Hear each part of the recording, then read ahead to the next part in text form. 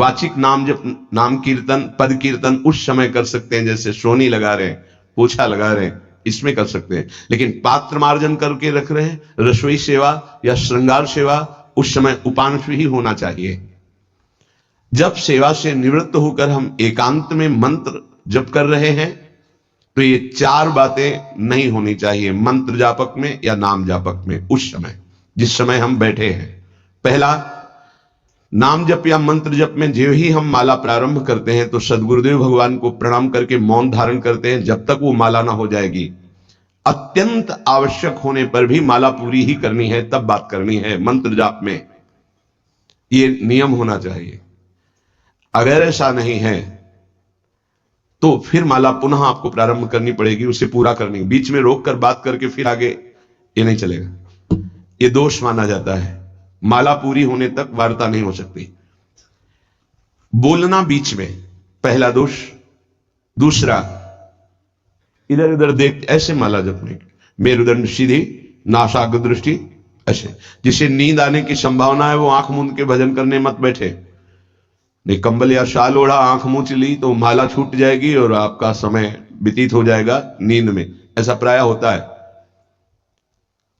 कठोर आसनों पे बैठ करके नींद ना आए इसलिए नासाग्र दृष्टि रख के जप किया जाता है। उस मंत्र का ध्यान करते हुए आंख खुली हुई, बार बार पलक झपकना ऐसे ऐसे, ये नहीं, नासाग्र दृष्टि रखते हुए मंत्र जप करते हुए बोलना नहीं। जैसे 11 माला का नियम दिया है गुरु मंत्र का, तो जिनकी विशेष विशेष सेवाएं हैं, जब आपको समय मिले, जितना मिले अधिक से अधिक आप मंत्र जाप करें। जब आप आसन पे बैठकर मंत्र जाप कर रहे हैं तो बोलना नहीं है, माला पूरी होने पर ही बात करें अगर कोई अत्यंत आवश्यक है। दूसरा, इधर उधर गर्दन हिलाना, देखना, ये नहीं। मेरुदंड सीधी, आंख खुली हुई, आंख मूंद के नहीं जपना। एक महाभागवत की पत्नी निरंतर भगवदाकार वृत्ति में रहती थी, तो उनके पति जब पूजा में बैठते तो आंख मूंद करके बैठते ध्यानस्थ से। एक बार उन्होंने पूछा, प्रभु आपके आंख मूंदने और आंख खोलने में अंतर पड़ता है क्या? तो उनका पड़ता है।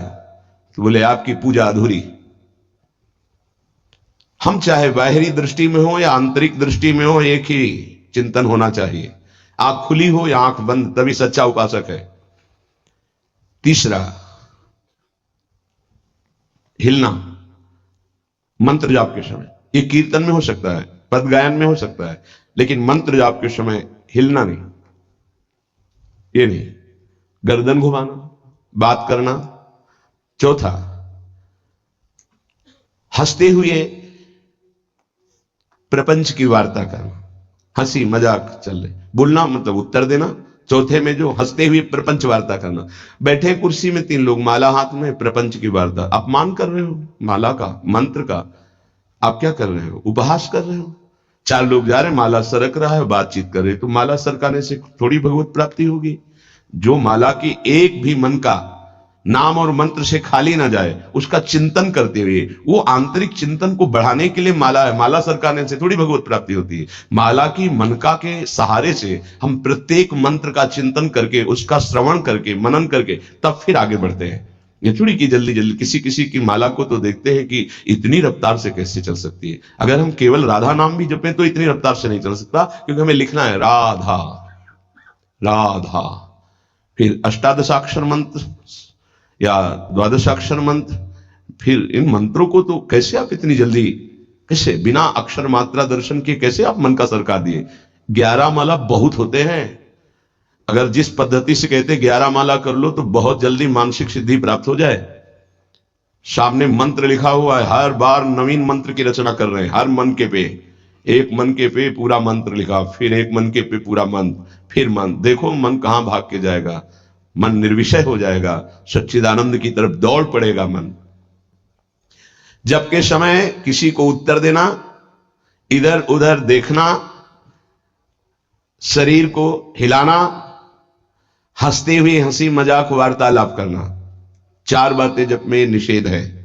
जब काले न भासेत नान्यानि प्रेक्षेत बुधा न कंपेत शिरोग्रीवाम दंता नैव प्रकाशयेत। 4 बातें। ए हंसी मजाक, 2 साधक चल रहे रास्ते में, माला भी चल रहा, हंसी मजाक। ए तुम्हारे पास समय कैसे? तुम्हारा माला कैसे चल रहा है? तुम वार्ता कर रहे हो, हंसी मजाक कर रहे हो, ऐसा नहीं, इतने सिद्ध नहीं हो गए हो।